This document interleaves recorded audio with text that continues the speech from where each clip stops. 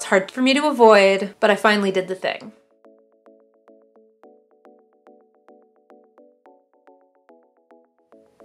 I did the thing that I was avoiding for a while. The trendy thing that has to do with a particular phone app and buying cheap things. You may recognize this app. You're probably not gonna be able to see it at all.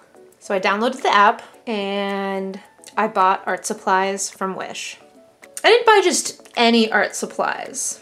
I thought, as I was scrolling, how fun it would be to get the cheapest art supplies on Wish. I realized that there's a lot of these art supplies that are $1. This is not sponsored by any means by Wish, let me tell you. It probably got an advertisement for Wish right before I started talking, and if it did, let me know down below because that's kind of hilarious. The first items I saw that were only $1 were alcohol markers. You get one marker. And most of the listings, you get a random marker. So what did I do? I thought, how fun would it be to create an illustration from a truly random set of 3 markers? A true 3-marker challenge where I literally have no idea what marker is being sent to me. Because I didn't want to pay the extra $5 for shipping, I decided to buy as many markers as possible to get the free shipping. So what does that mean? I bought 26 markers. I think all of them say that they're the Touchfive brand, which I have seen before. So it's not a completely random marker. I haven't decided if I'm gonna try to make an entire illustration out of all 26 of these markers. I mean, I could get a whole bunch of blacks for all I know. I really hope I don't get black. I feel like I don't use black at all, especially for markers. Fingers crossed we don't have duplicates. I hope I don't regret this. I hope this is at least entertaining. You're gonna have to stay tuned. All right, so here are all of the packages. I wanted to show you, almost all of them were sent individually. I had some that had a couple and others that had up to, I think, 4 markers, but I did end up only being sent 25, but still pretty good deal. So I did end up swatching these on live stream with quite a few of you guys. Thank you for coming out. And I wanted to show off my color charts or swatches of the markers I currently own. So on the left, you can see I have the Parkoo marker set, and on the right are all of the swatches of various brands I've collected over the years, and I just wanted to have a little bit of a comparison. I specifically wanted to have my Parkoo marker chart out, and you can see me sort of showing off one of the Parkoo markers I have because if you saw in my video, I'll have that linked up above, I had a sneaking suspicion that these markers and a few other cheaper brands are actually made by the same manufacturer. Maybe different companies that are selling them, but the barrels are pretty similar and the ink, numbers, and names appear to be the same or quite similar to those of the Ohuhu brand and seemingly the Touchfive brand. If that is true, then in theory, you could go to the Wish site and buy individual markers. You don't have to do the random ones like I did. There are some where you can pick the exact color you want for about $1 or just over, and you could replace a marker that has dried out or a particular color that you really like. And that is a bit of a game changer. I mean, these are still really cheap markers and you sort of get what you pay for. But in the short term, if you can't quite afford to invest in Copics or some of these other brands that are pretty pricey, that some of which are refillable, and you do run out of a particular color, there is a chance you can replace that individual color similar to what you would do for these other markers that are open stock. You'd have to wait a little while for them to ship to you, but this might actually be an option for you, and I hadn't seen anybody talking about this, so I just thought it would be an interesting experiment. As you'll see, I actually do comparison of some of the markers that I did get that are the same name and number as some of the Parkoo ones I have in my set. I will quickly go through the colors that I did receive, and I did end up using every single color in one single illustration. All right, I'll try to go through these pretty quickly, but the first one, of course, is a black. This is labeled as 120 black, which is the same exact marking as the Parkoo. And I also realized that there were different versions of the touch markers. This one is the Touch Light.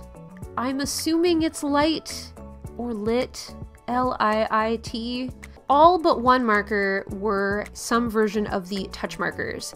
And the other one was sort of an oddball, and I'll show you that in a sec, but everything else had a similar coating if I already had it in my stash from Parkoo, and some of the touch markers actually had the same exact barrel as the Parkoo markers.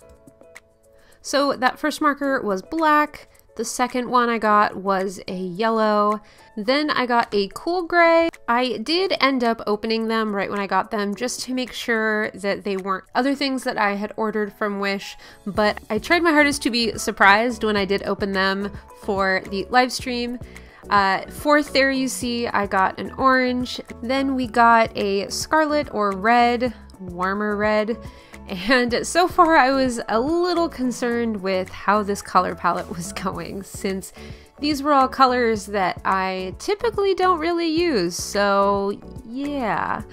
I also decided that I would kind of pick and choose whether I got white or black touch markers, since sometimes that was a choice you had, and I next got a terracotta color, then turquoise blue, deep yellow, vivid pink, phthalo blue, cream, bronze green, grass green, finally some greens, another cool gray, but a slightly different number, another vivid pink. This actually ended up being my only duplicate, chocolate brown, light orange, pale cherry pink, pastel yellow, pale pink, lemon yellow, mint blue, pastel peach, barely beige, and then Napoleon blue. What I ended up doing was going through all of my colors and swatches from the Parkoo set. Again, my theory being that these are actually the same markers, and I ended up putting a little star by every color that I hadn't had from that set. I ended up getting 11 new colors of the 25. So like I mentioned, we sort of collectively worked on this on live stream over on Twitch, and I sort of took ideas from the audience, so to speak, and they gave me some really great recommendations since we had so many yellows, that orange and pink, a few pinks actually, and I came up with this concept of sort of a scenic area with butterflies, specifically monarch butterflies, so we could showcase that yellow, orange, red, and use the black, because I was a little concerned about using black. I feel like it's a little harsh for my style now, and I prefer really, really soft colors, which a lot of these were very vibrant, and on the darker side, we did have some lighter oranges, I guess, which is also not really my favorite, but it's okay. And yeah, we came up with these sort of flowers and butterflies that match each other, and a little bit of a sunset going on with the blues in the sky, and then using the greens for some sort of shrubbery and grass and stuff like that. And so what I figured I would do is, as this is playing out here at the end, I would maybe just talk a little bit about why I use artist markers or alcohol markers, and what my take is on starting off with cheaper brands and kind of using different brands together or loyalty to a certain brand, that sort of thing. So first and foremost, I am a traditional artist and I mostly use watercolor. Most of what you're going to see here on my channel is going to be watercolor. I do various product reviews that aren't going to be watercolors here and there, but I usually use watercolor. I actually found alcohol markers as a medium only after I started looking into starting a YouTube channel. I didn't realize that they were such a popular medium, I guess. I feel like it's a more popular medium for those in the fashion industry and possibly animation. And those are more so what these kind of markers are for. Although with the sort of bump in the adult coloring industry recently, I feel like they are a little bit more marketed toward adults and kind of the casual consumer artist hobbyist as well as other artists that do sort of scrapbooking and things like that. But for me, I really like sort of jumping back and forth. If I'm feeling a little bit burned out with watercolor, I find markers to be a little bit of a sort of vacation from watercolors. I like that it's not a matter of having to think too much ahead of time about mixing a particular color. I can mix it on the page and layer them pretty easily to get what I'm looking for.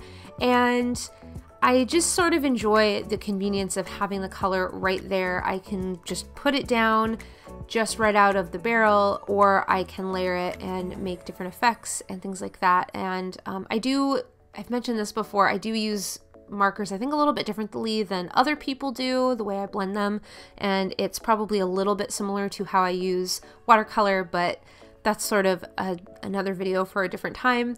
But I did want to mention that if you are interested in getting started with markers, just a few things. Understand that these are not super permanent art supplies. So unlike kind of artist quality watercolors where you will likely have a light fast rating and there's this idea of it being archival, markers are not meant for that. They're meant to not have a super high light fastness, which means that they will fade over time, and the color in them is a dye-based color rather than pigment, which a lot of watercolors are, which just means they're a little bit more temporary. So that's something to keep in mind. It doesn't bother me too much. I typically don't sell my marker illustrations as originals. I will scan them in and create prints, so that's totally viable. But understanding that going into how much you want to spend on a marker might help your decision along, I guess. And another thing that I did want to bring up, as I am looking more and more into being more minimalist and just friendlier to our environment and our planet, is that these cheaper options, especially being sent from China or other places like that, do have an impact on our environment. And I did realize pretty quickly when I kept getting individual markers and packaging that there was a lot of packaging waste that of course I'm going to be recycling, but the markers don't last super long when they are cheaper. And if you're not refilling them, like say Copics, which are the sort of high standard of, you know, expensive quality markers where you can buy refill ink and you're not wasting the plastic and that's not going into the environment, that is something you might want to keep in mind when you're getting into markers, because I find that these cheaper ones are great for starting, but you will end up with a lot more plastic waste, and that has become more and more important for me when thinking about how my art and just daily living is actually affecting the planet and what is kind of going back out into nature through trash and all of that. That's a little bit of an aside, but it was important for me to bring up because while you can replace individual markers, like I mentioned, it is something to keep in mind if you want to be a little bit more conscious of what waste you are contributing to the planet, and just to be a little bit more mindful of that. And maybe if you are interested in markers, starting off with something like these and then switching over to something like Copic or something else that is refillable so that there is a lot less waste. So here is the tail end of this piece. I actually am pretty happy with how it turned out. I didn't love all the colors that I had, but I made it work, and I feel like it turned out as a pretty good piece that is tied together well with the sort of yellows and oranges, and the butterflies throughout I think were really pretty. I don't draw monarch butterflies all that often, and this was a fun little experiment. I did want to quickly mention I have all of the supplies down below in the description, but this is on a Hammermill cover stock, which is typically what I use for my marker pieces. It does bleed a little bit, which most papers are going to, but it's pretty heavy and will hold a lot. And I do add a little bit of details with this white gel pen, as well as a Micron, I believe Micron fine liner kind of pen, and that I feel like really helps to tie everything together. And I believe I use a sort of sepia color, possibly black. I think I actually pick a few different fine liners to outline everything, just because I want it to be a little bit softer at certain parts, but getting the details right with the butterflies in the background.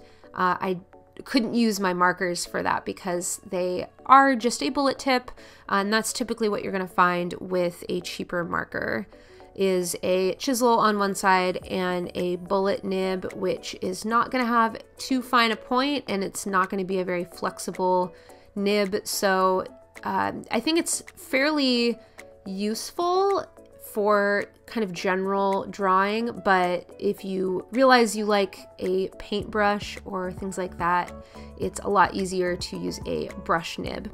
So here we have the final piece. I hope you guys enjoyed this and found the information useful. As always, I hope you have a creatively fulfilled day, and I will see you next time. Bye guys!